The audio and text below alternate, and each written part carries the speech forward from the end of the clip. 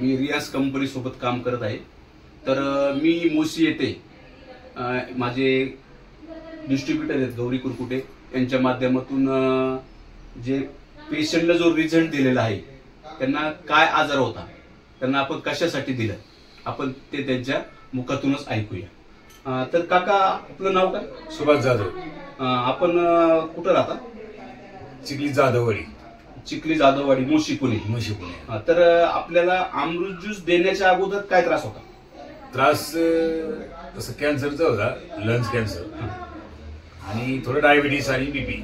Diabetes आणि BP होता। तर तुम्ही कॅन्सरसाठी आतापर्यंत किती खर्च केला?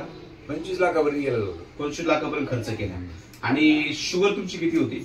शुगर त्या टायमाला 200च्या आसपास असायची आणि हे औषध घेतल्यानंतर आली खाली 200च्या आसपास शुगर होती। तर आता तुमची शुगर किती?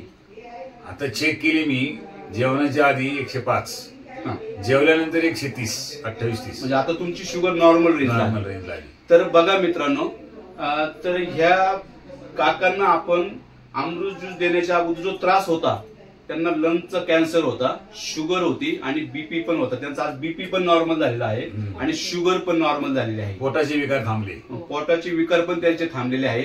आणि डॉक्टरांनी तुम्हाला काय सांगितलं? आता तुमच्या जो तुमचा लंगचा कॅन्सर होता त्या संदर्भात काय सांगितलं? त्यांनी सांगितलं आता जो आमचा डोस होता फुल, तो आम्ही हाफ केलेला आहे, आता म्हणजे अर्धा केला।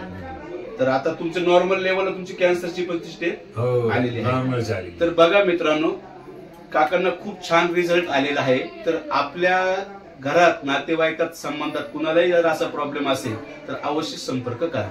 तर बाबा, तुम्ही इतर लोकांना काय सांगशाल? हेच जसं सांगितलं हेच सांगणार मी, असंच रिपोर्ट लोकांना पण तुम्ही ज्यूस घ्यायला हो सांगणार। थँक्यू बाबा, तुम्ही आलात, धन्यवाद। हर हर रियांश।